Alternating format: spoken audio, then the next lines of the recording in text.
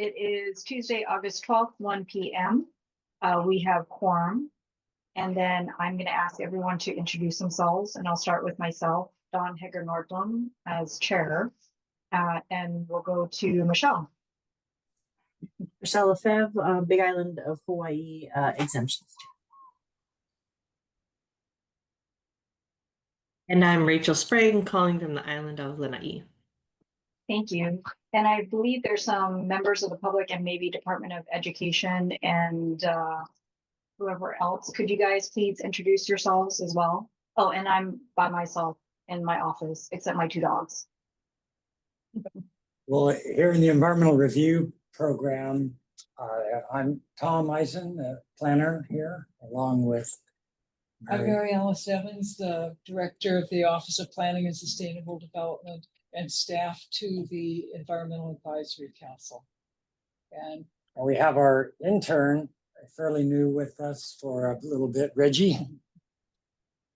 He's listening in and absorbing a lot of good stuff. And members of the public?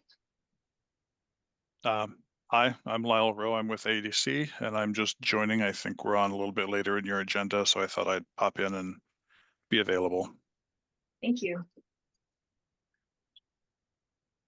Nice. Gail? Yes, hi, this is Galen Nakatsuka. I'm with DOE planning section, and we're going to be going through our exemption list. Thank you. Thank you.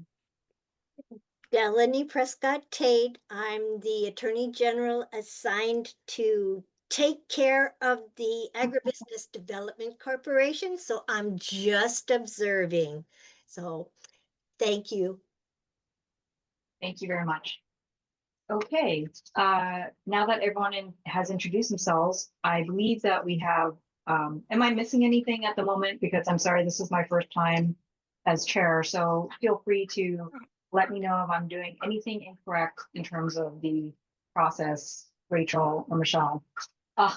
Anyway, so we have a review and adoption of the minutes from Tuesday, July 8th. Do you all need time to review those minutes? No. Okay. Can I please get a motion to approve the Tuesday, July 8th Environmental Advisory Council meeting? I move to approve the notes as is. Thank you. Second. Thank you. Okay, Mary Alice, you're up. All in favor? Oh, sorry, all in favor. Any discussion? All in favor. okay, for the director's report, thank you, Chair. We continue to work on drafting amendments to the rules for Chapter 343. These are primarily housekeeping amendments to bring the rules into compliance with Chapter 343 as amended by Act 152 in 153? What? No, 152 in 2021. We have those currently being reviewed by our Attorney General, Alison Cato, and we will, of course, take her comments into consideration. And when those, we have a draft that has passed her review, we will then place that draft on your agenda for your whichever meeting that is for your review and for the public's knowledge of what those proposed rule amendments might be. And then we look forward to your comments on the draft prior to establishing a public hearing for the rule amendments, and then forwarding them to the governor if there are no substantive changes. If there's substantial changes, we will go back and hold a second public hearing on those changes. So that's one thing we're working on. Another thing that came up recently was that the Honolulu City Council received a draft resolution authored by Council Member Matt Ware, that urged the State Office of Planning and Sustainable Development to propose a change to the law, or have to be the law. Or it could be the rules, Suppose it could be the rules. to establish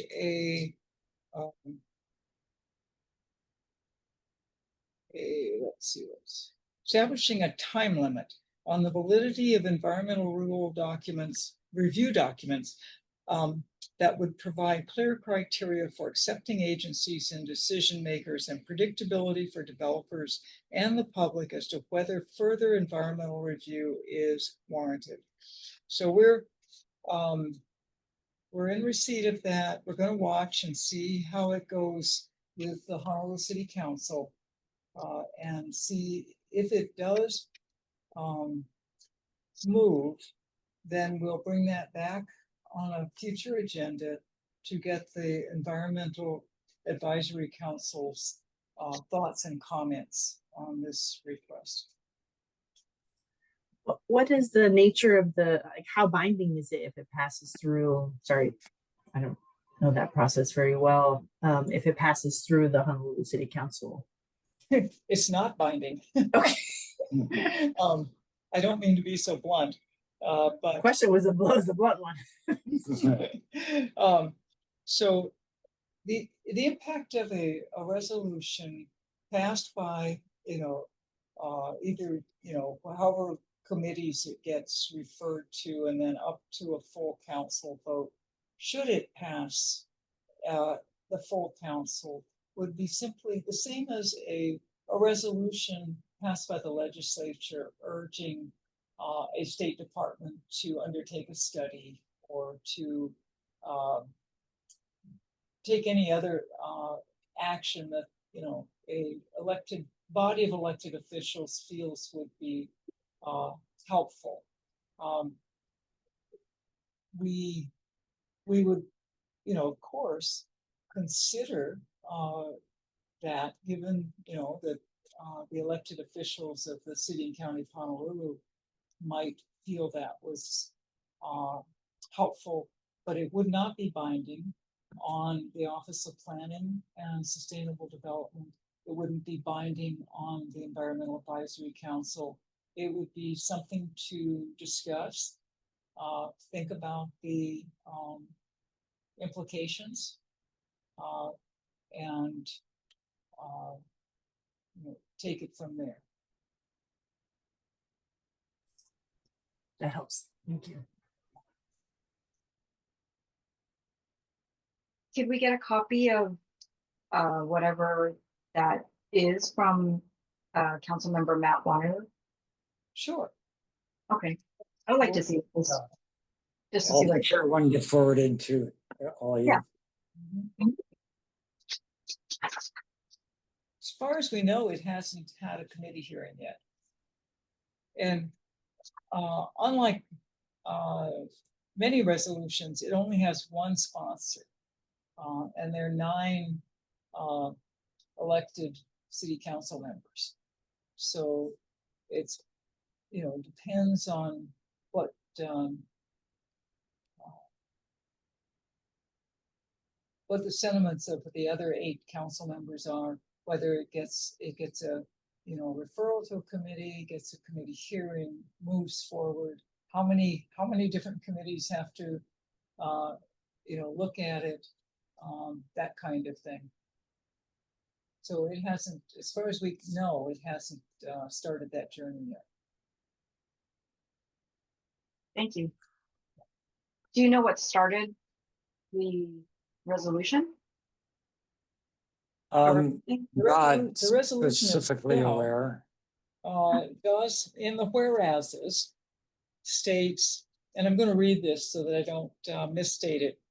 Whereas in Unite Here, Local 5 versus City and County of Honolulu, 123 Hawaii 150 in 2010, related to the proposed expansion of the Kuilima Resort at Turtle Bay, the Hawaii Supreme Court held that allowing an outdated EIS to remain valid in perpetuity directly undermines the Hawaii Environmental Practice Act purpose.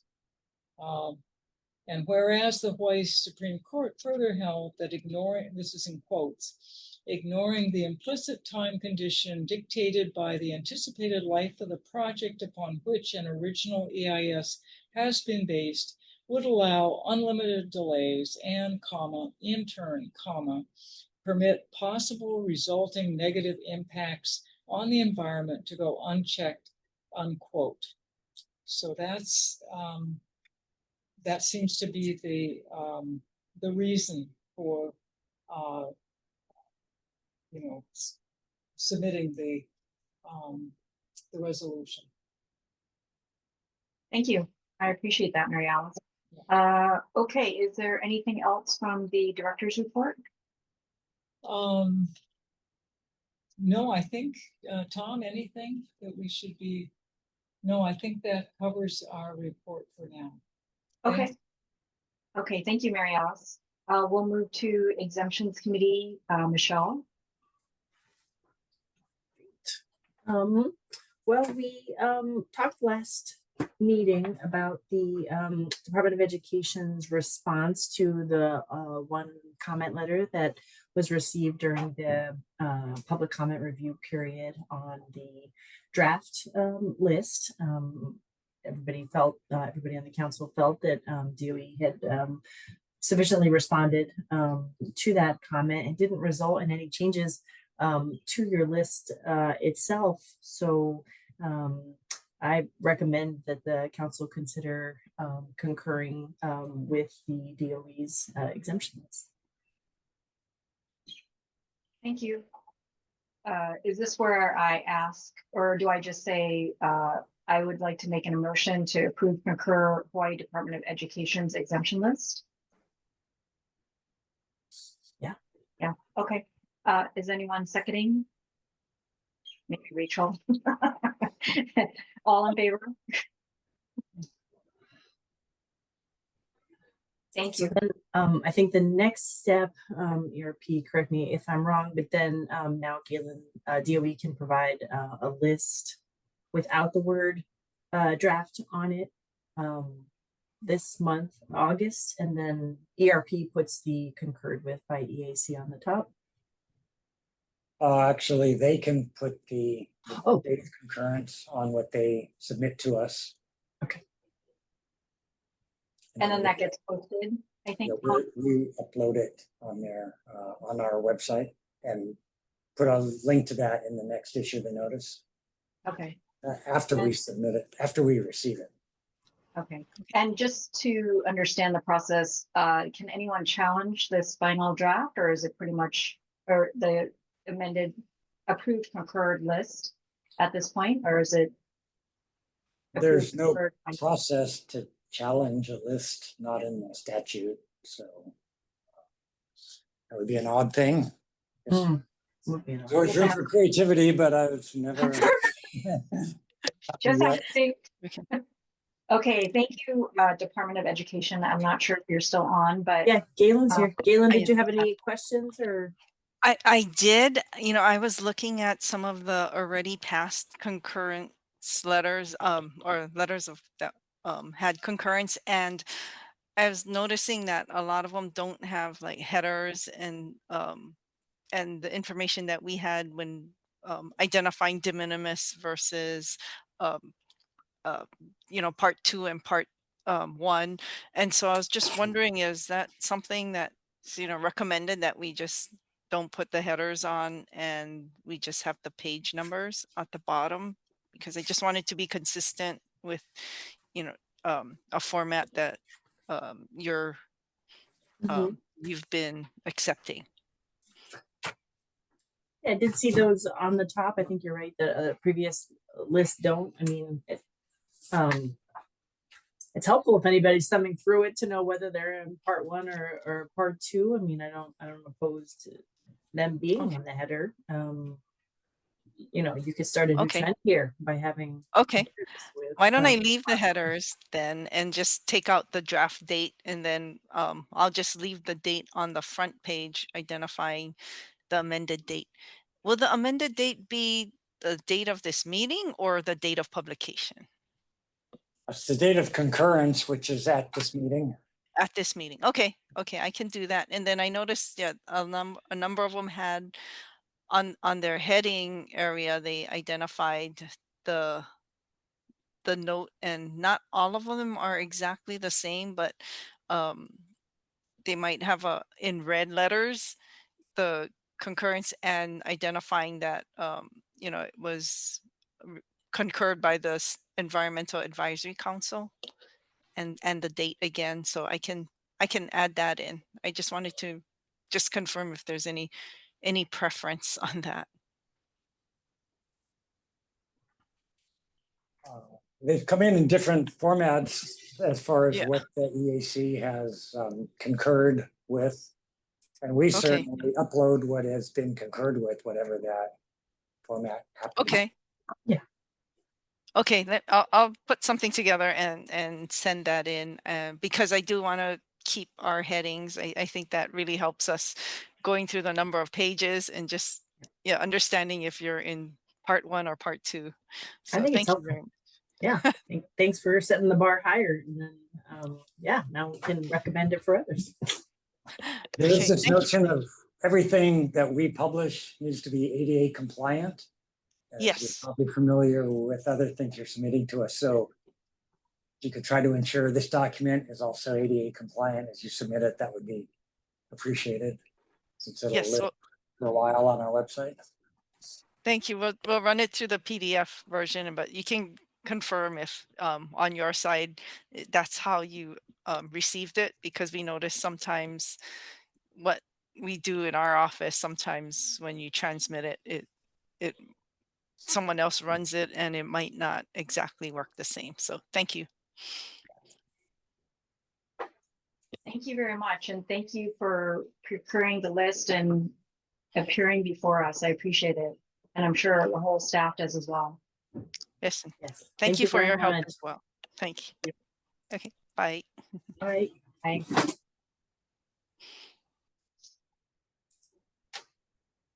Michelle, do you want to talk about the internal discussion on the State of Hawaii Agribusiness Development Corp? Yes, and you can see, ADC folks, how pleasant the exemption review process is by how it went so well with DOE. No, it's yeah, we really appreciate you submitting the list. I saw that the previous ADC list was last concurred with in 2018, which was of course before the 2019 rule update that divided exemptions into two parts. So did appreciate that your list did divide the exemptions into two parts. Did the rest of the staff get a chance to, or the council get a chance to review the list? Did anything jump out for you guys in your review? I found for the most part, the exemptions, were well laid out. I mean, your part ones and part twos seem to, follow sort of our recommendations. Part one being, really in that sort of de minimis category. Part two, you have to file the exemption for, so the kind of thing that the public wants to be aware of, and seemed like you put that thought into it when you went through your list and identifying sort of those slightly bigger actions, things that folks might want to know about, slightly more. Projects that have a little more work to them or would be noticed by the public and could have those environmental effects.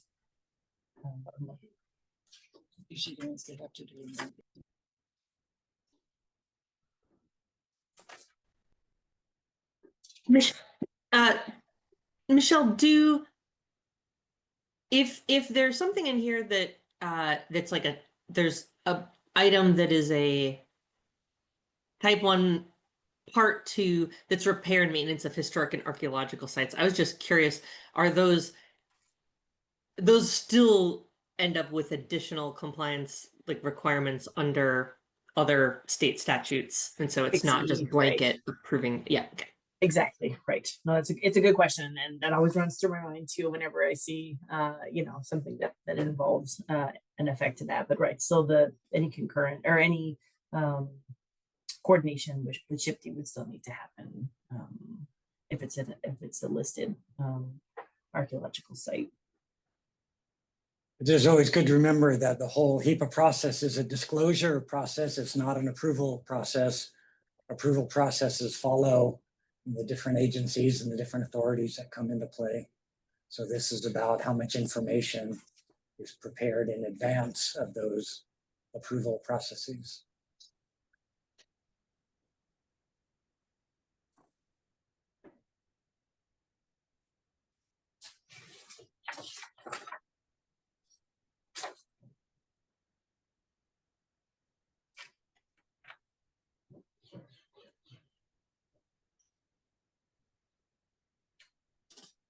Can I ask Lyle a question?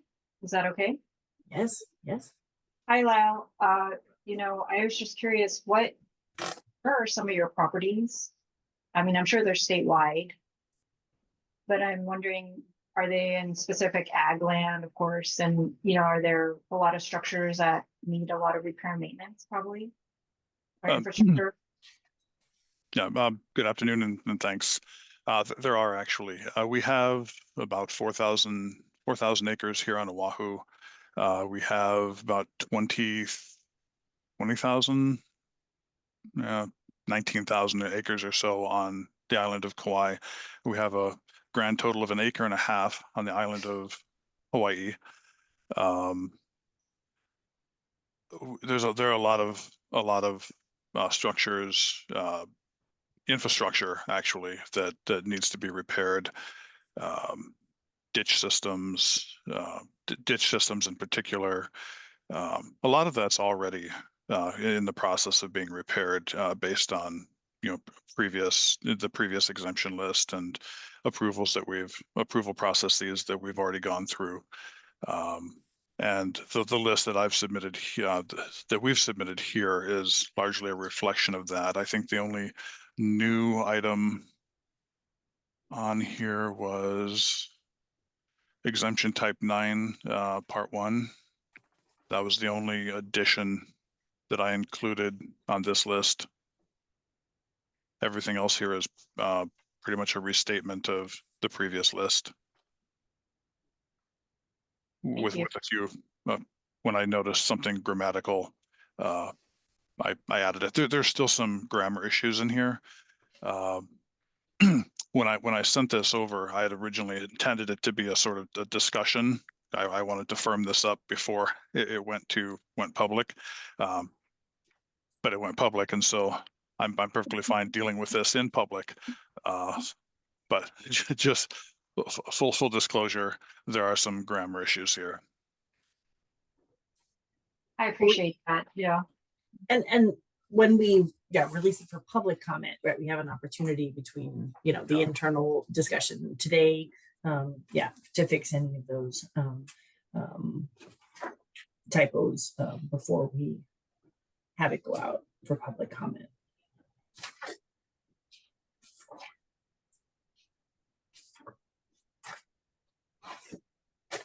Yeah, again, because your last list was pretty recent. It the types of exemptions that you have here are consistent with the types. Yeah, I struggled a little bit trying to understand, the distinction between de minimis and exemption. What that threshold was for de minimis and exemption.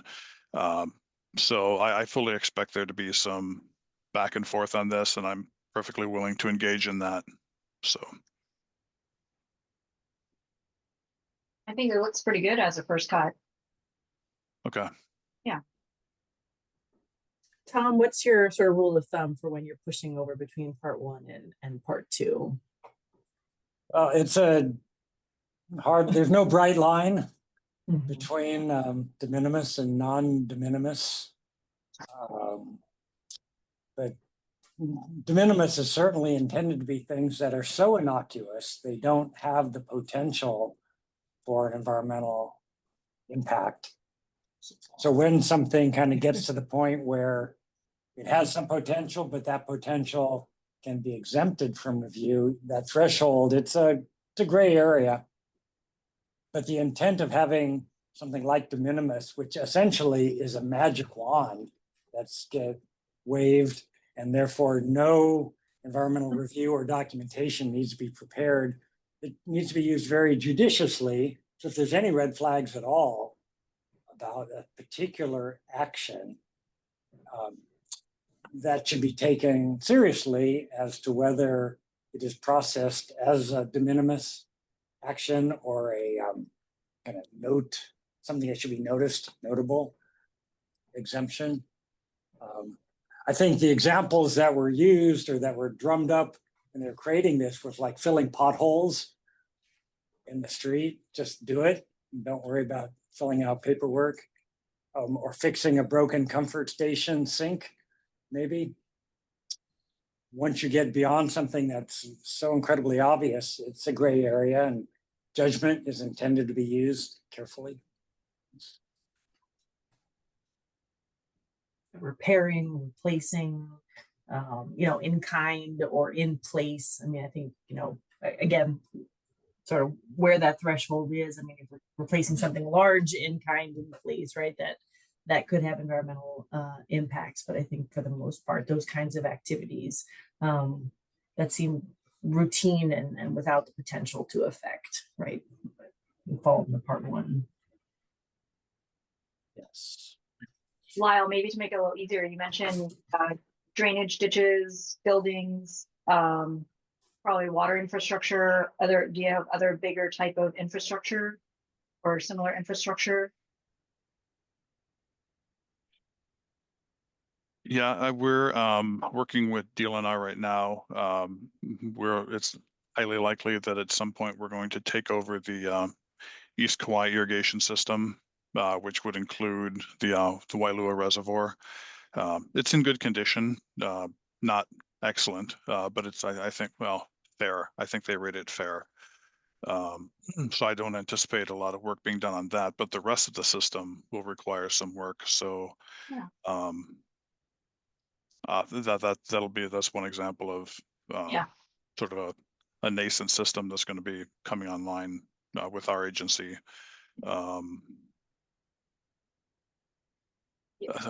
There's a lot of things in the works.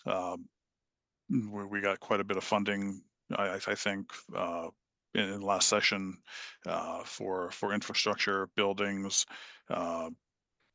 new entrepreneurial networks that I believe are going to involve buildings, processing centers. So there's a lot in the works. Some of which I'm not fully read into, but sure. I think in general, existing systems or existing infrastructure that's repair and maintenance is very much a no-brainer.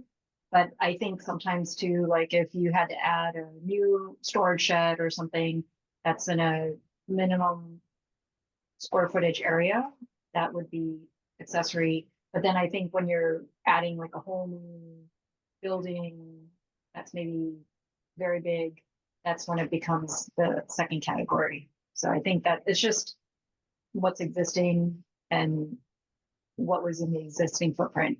That's how I get it. On a side note, I know we're going to bounce down to this agenda item, but in a couple weeks, we're going to be having an exemptions meeting at the HCPO conference. If any of you or your staff want to show up, and we'll be discussing this exact same issue, but on a little broader scale. But it's further down our agenda, but I just thought I'd let you know in case you tag off after we talk about your list. Yeah, and just for general giggles and edification, I have been working on our 5-year CIP plan, and there are some things that I'm working on where I'm just, I'm just building into it. An environmental assessment. There are some things that I have in there just starting right. I know that an EIS is going to be required, so I'm just starting right out with that. So we're aware that some things are just so significant that they're going to require, a full review. Thank you.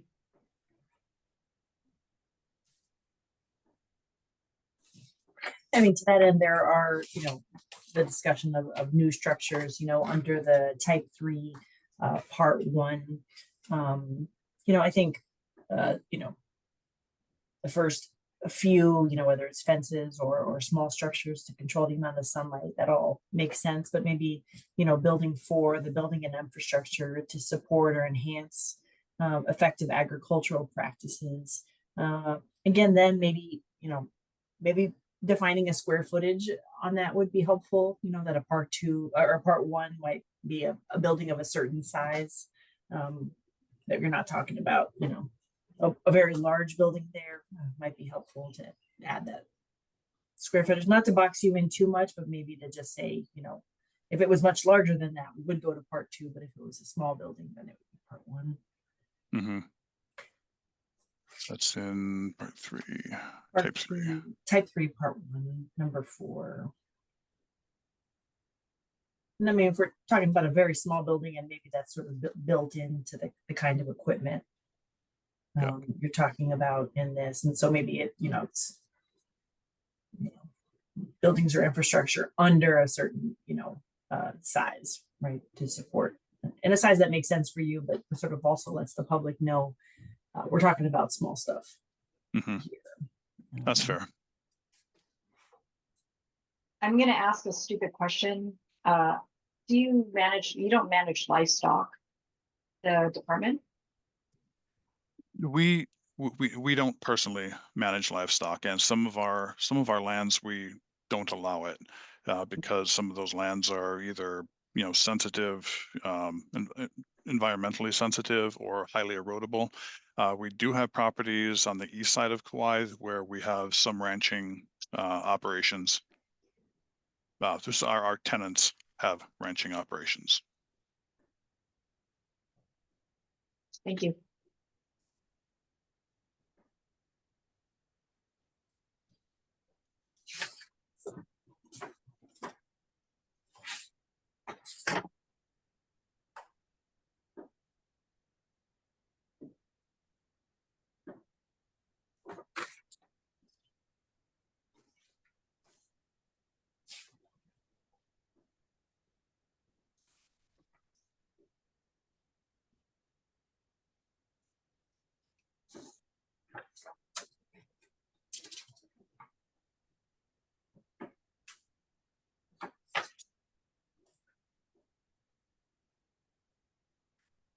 Again, I think there really wasn't much that jumped out to me else on the list to talk about. I mean, Dawn, Rachel, did you see anything else you want to bring up now?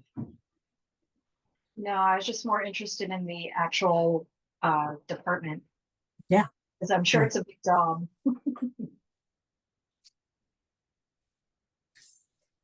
We're eternally busy. Yeah, I'm sure.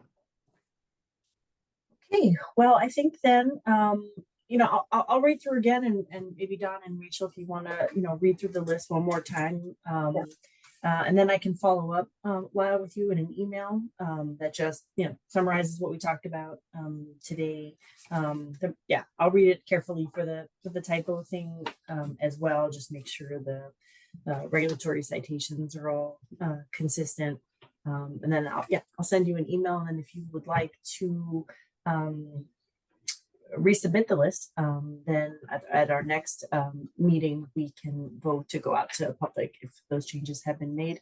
And then, we would have a public comment period on that list, on the revised list. Awesome. That the public comment is 30, 60? 15. Oh, 15. 15. Okay. Gotcha. Okay, and then any comments that come in during that period will We kick would to you, address. or ERP will kick it to you and for you to address and respond to. And then Yeah. sometimes those turn into changes to the list, but sometimes it's just addressing the concern in the comment. We're here for the conversation. Great. So Well, Thank you. thank you to you and Delaney for coming today. We really appreciate it, and we appreciate you submitting the list. thanks for the Working on it. feedback. I appreciate it. Okay, thank you. Thank you, Delaney.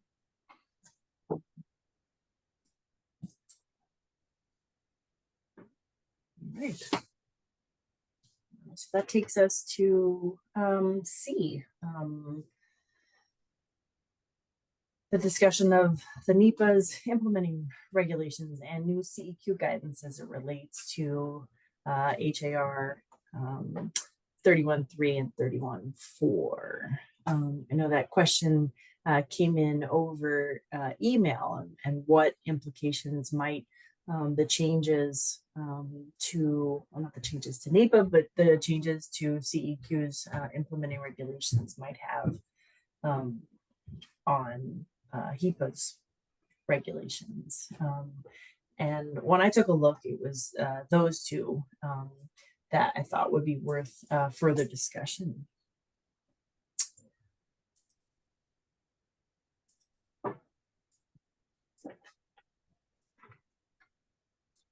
What did you guys think over at ERP? It wasn't super clear to me how the reference to the rules, the 3, 11-200.1-31. Yeah, 3. 4 kind of speaks to the notion Yeah. of a NEPA document and HEPA documents, but what was your, how did you implicate paragraph 3? How did I do? Good question. I thought about that a couple of weeks ago. Made perfect sense then. When a federal entity issues a FONSI includes an EIS is not required. Right. And so now a federal entity can determine an EIS is required without issuing a FONSI. But I mean, I guess that's not tremendously important to change. But anyway, I think the main gist that the determination does not automatically constitute compliance with this chapter is consistent. Yeah, I think that's the core concept. That's the core concept. All the way across all of HEPA, the HEPA NEPA interface is that a document, a NEPA document that is not prepared specifically to satisfy HEPA probably won't satisfy HEPA because they're not required to look at the things that a HEPA document requires. And if they do look at it, then it very well could satisfy. Right. Our rules seemed robust against deferring to NEPA in any case. So I think that's good, since there's a weakening, if anything, now, right? Of how NEPA is implemented. So yeah, maybe it was just to talk about it, just the fact that it doesn't necessarily follow that same process, at least not under the current interpretation of how to implement NEPA. There may not be a FONSI that's issued, but regardless, whatever the NEPA is done doesn't satisfy the HEPA. Like you said, the core concept is there. So maybe there's not really much of a change in 3. And then in 4,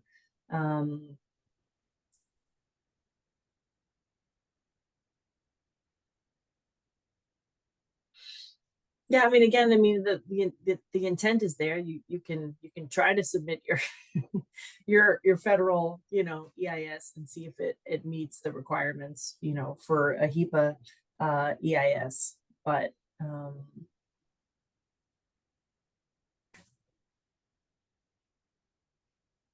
it does mention the Council on, by a court or by the Council on Environmental Quality under the NEPA regulations, and there are no NEPA regulations now since those have been rescinded.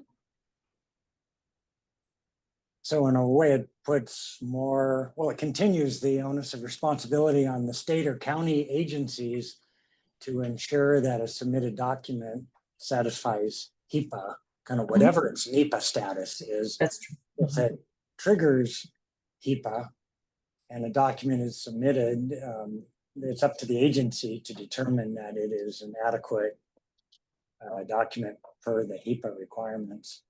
And none of that seems to change. In a way, it makes NEPA, well, the similarity of HIPAA and NEPA being a disclosure process, that is maybe reinforced with this. NEPA, as it stood before, had some decision-making aspect, whereas HIPAA is purely a disclosure process. And it seems like now NEPA is intended to be a disclosure process, so might be similar. But again, it comes down to, is a specific document, does it satisfy the HIPAA requirements? And mostly, does it look into the cultural impacts of 6E that NEPA document wouldn't necessarily do if it wasn't trying to satisfy HIPAA? And working on a HIPAA NEPA document now, it's more than that, right? It's cumulative. Sure. There's no cumulative in a NEPA document now.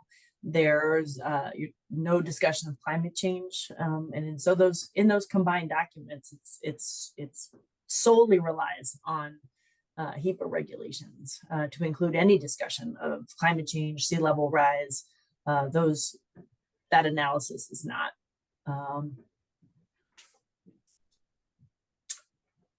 allowed. So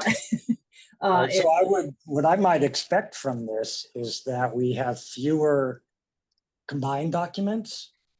And because I could imagine some federal agencies are not going to put in the word climate change or anything like that. Right. There's that, and I think there's a push to satisfy. do more categorical exemptions. Honestly, there's a push to do fewer. As agencies are revising their implementing regulations or guidance, there's a push towards exempting as much as possible. So I agree. Outcome is the same. I see fewer combined documents.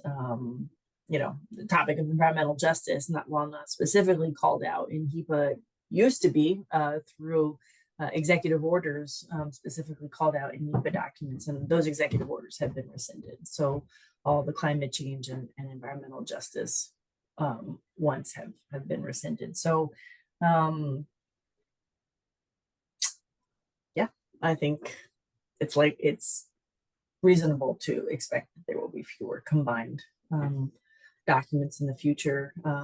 There's no requirements now for public meetings, right, with no implementing rules for NEPA after a draft is issued. So that was the difference before, is there was a public meeting required, for scoping under HIPAA and under the draft for NEPA, but now there is no requirement for any meeting in NEPA under an EIS. So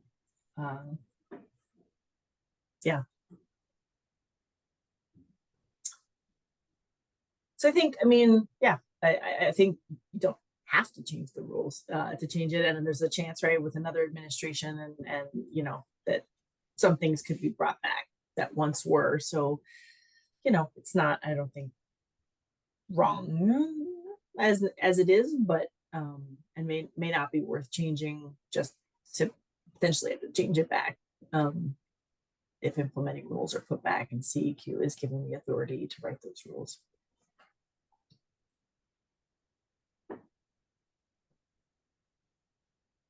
I'm glad we live in Hawaii.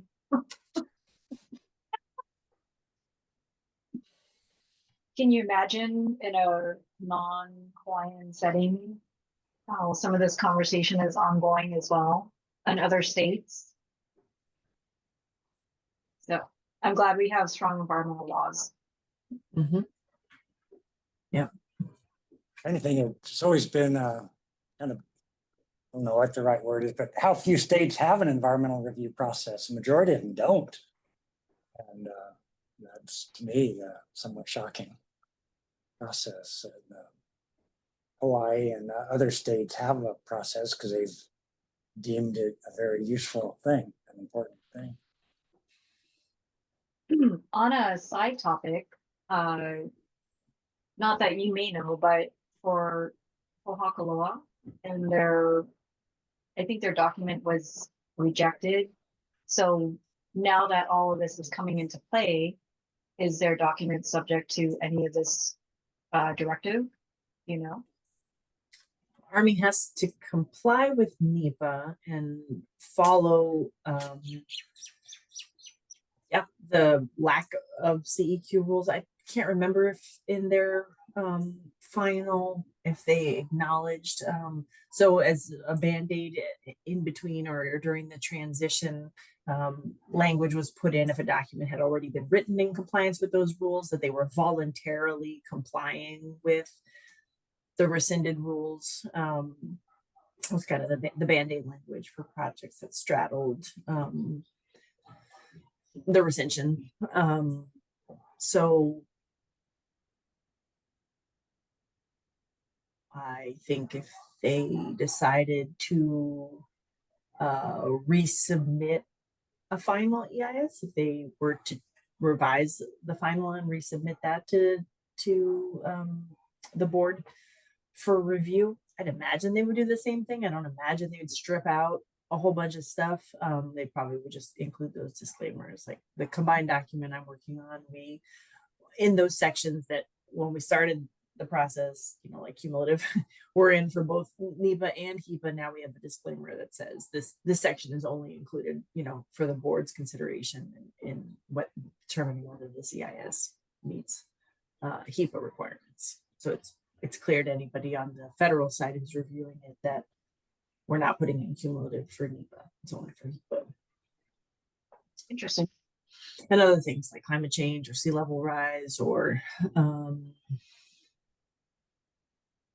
in fact, we don't use the words climate change, but we do talk about natural hazards and predictable environmental trends.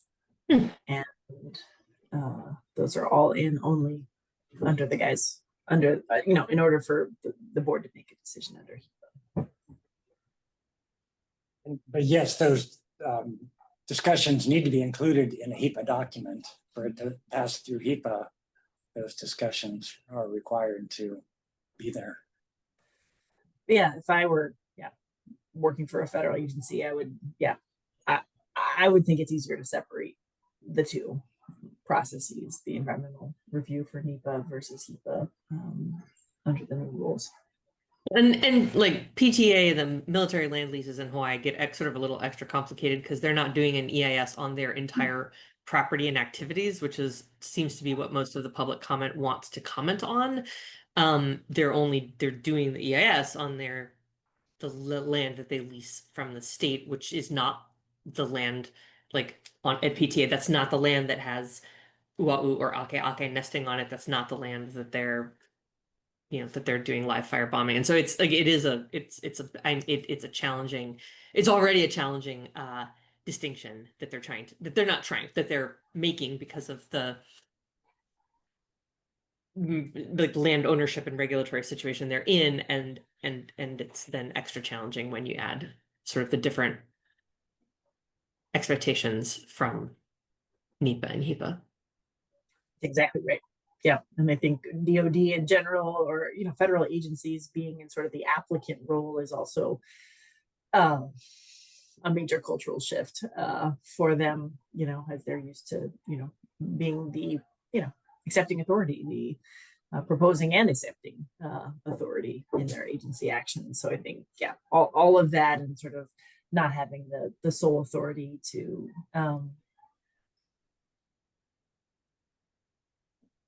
determine the scope of analysis, like you were saying, Rachel, is an issue in these combined documents. Oh, it's a loud bird. Where's the bird? Window? I don't know. Somebody had a very loud bird there. Wasn't me. Wow. Well, I just learned a lot. Actually, you did a lot of notes. Again, I'm glad we live in Hawaii.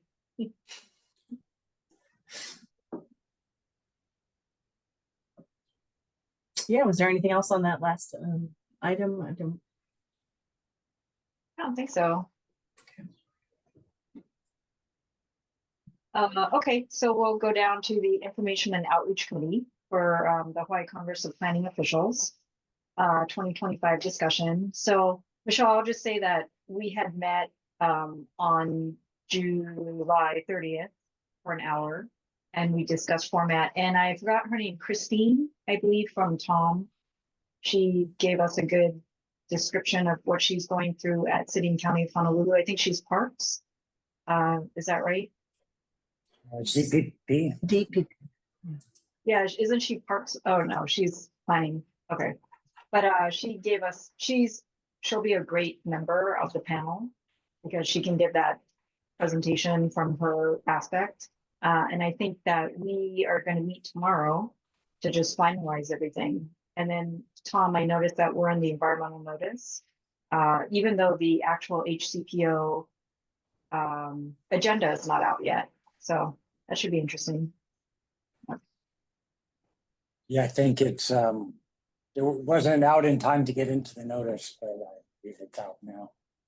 Yeah. But it was in last the Yeah. last edition. There was a blurb advertising the forum.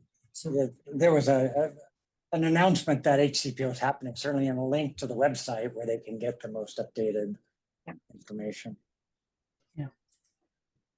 yeah, I just got a presentation slides from Ron, so I can submit those to HCPO. I got the biographies in. I saw your email, Dawn. I had to submit those all and edit them as I got them into a Google form. So now I've got to go find if I got that Google form back or if I send you the full biographies before I edited them. So it's going to take me a minute to get you what you asked for, but I will get you that. I got Michelle to send me the bio so I can start practicing now. So I don't screw up. I think everything else has been submitted for the forum. Yeah. Yeah, everything's looking good. And I don't think there's any further discussion on the forum. Is that correct? Mary Alice, you didn't have anything to add or want to add? Well, we're looking forward to it.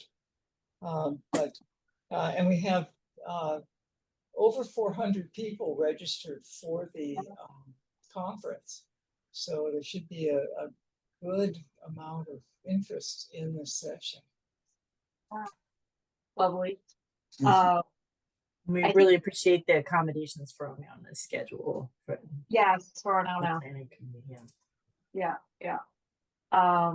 Yeah, so we'll meet tomorrow and finalize, I think, details, right, Michelle, as far as the meeting.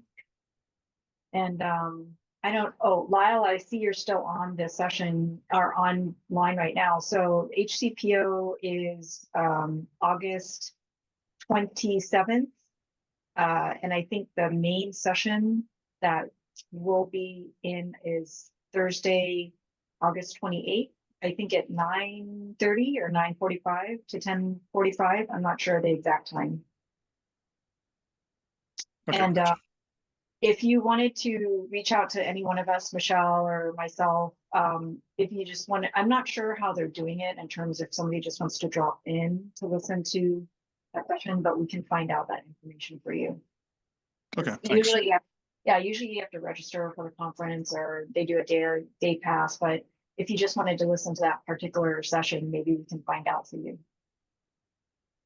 Okay, thanks. You're welcome. Okay, and then we're going to next meeting. I think the date will be September 2nd, if that's okay with everybody. And I wasn't sure, do you want to try to start it at 9 a.m. or do you want to keep it at 1 p.m.? Because it seems either time is fine. Yes. We would, excuse me, Chair. Yes. We would prefer if it was at 1 because we have a OPSD supervisors meeting that starts at 10. And so that would limit our participation to just 9 to 10. So if it's convenient and you can get a quorum for 1 o'clock, that would be our preference. I also could not make a 9 o'clock. I have bi-weekly calls that would fall often on the meeting date. on Tuesdays. That would start at 9:30. So we can go to 11. That's fine. I appreciate that. There's a chance I may not be available that date. I've got some developing plans for, I guess, vacation, help my son move. That's right around that time frame, and I'm not sure of the dates, but it might include the 2nd of when I wouldn't be here to participate. Well, I suppose might be able to participate remotely, but don't want to count on that at this point. Now, If it happens at all, so. did your son graduate? I think I saw on Facebook. Yeah, he got his PhD and then he got a postdoc in San Francisco. So he's moving down there from Portland to UC San Francisco to start this postdoc. Wow, congrats. Exciting step. But getting an apartment is a whole interesting thing there, and just secured that this morning. So the steps are coming together. Congratulations. Yes, exciting. I'm sure.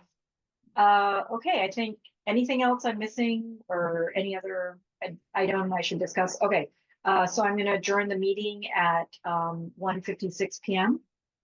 and I'll see you next month. Or I'll see you at HCPO. Sorry. Oh, coming up. Thank you. Bye. Right. Thanks.